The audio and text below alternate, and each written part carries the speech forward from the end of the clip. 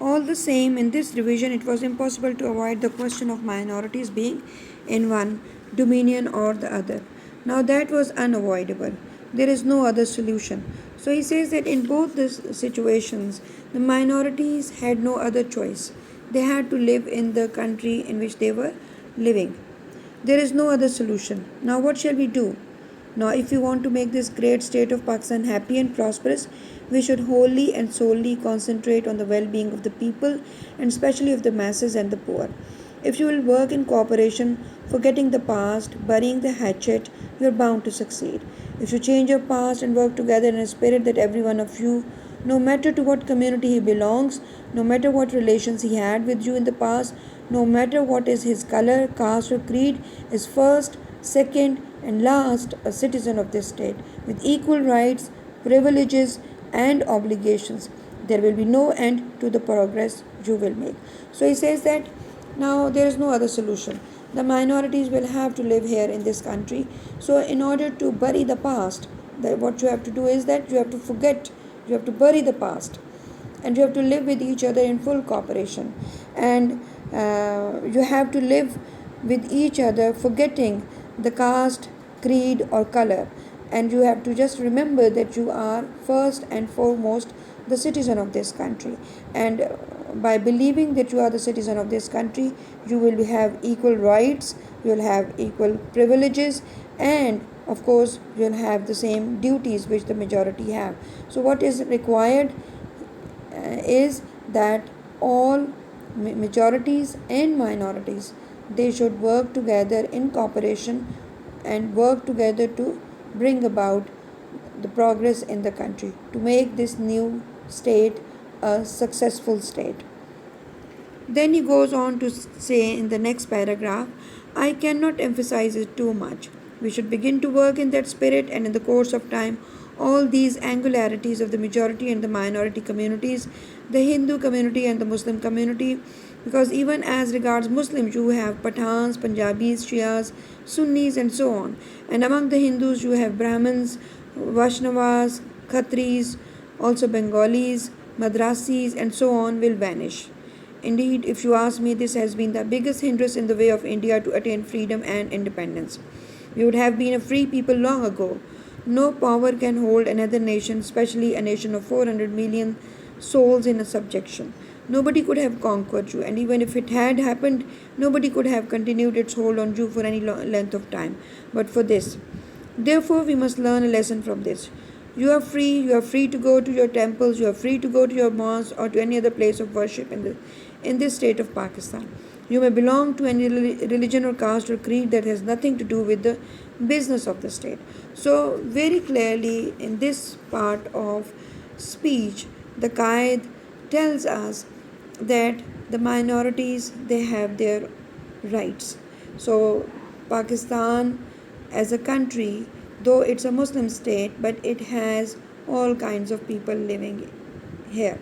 It has people living from different religions. Even within Islam, within Muslim religion, there are different sects, there are different regions, and people belonging to different regions, they speak different languages. So he says that we have to overcome all these differences, and once we are able to overcome these differences, nobody can harm us. So he says that this was basically the issue that was there in United India, and this was the issue which became such a big issue that it led to the creation of these two countries. So he says that once we overcome these issues, these differences, we would be able to make this country a progressive country. And he goes on to say in the final sentences of this paragraph, he says that we all have freedom, whether they are minorities or whether they are majorities, they have the freedom to go to their places of worship. So, whether they are temples, whether they are gurdwaras, whether they are mosques, the people belonging to their religions, they have all the freedom to go to their places of worship.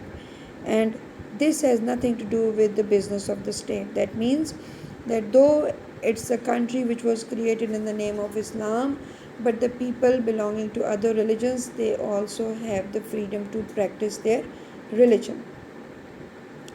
Now I think we should keep that in front of us as our ideal, and you will find that in the course of time Hindus would cease to be Hindus and Muslims would cease to be Muslims. Not in the religious sense, because that is the personal faith of each individual, but in the political sense as citizens of the state. Well, gentlemen, I do not wish to take up any more of your time, and thank you again for the honor you have done to me. I shall always be guided by the principles of justice and fair play without any, as is put in the political language, prejudice or ill will, in other words, partiality or favoritism.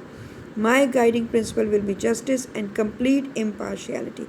And I'm sure that with your support and cooperation, I can look forward to Pakistan becoming one of the greatest nations of the world. So he says that if you practice this uh, equality, if we try to overcome the differences between us, then he says that Hindus would cease to be Hindus and Muslims would cease to be Muslims. That means they would then just be Pakistanis. Their religion is, of course, their personal matter. It has nothing to do with the state and the matters of the state.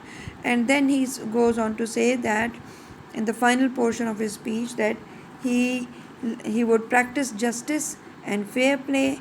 He would not appreciate favoritism, and he would remain impartial. So, with justice, impartiality, this country would become a successful country, and it would there would be a time it would rise as a greatest nation of the world.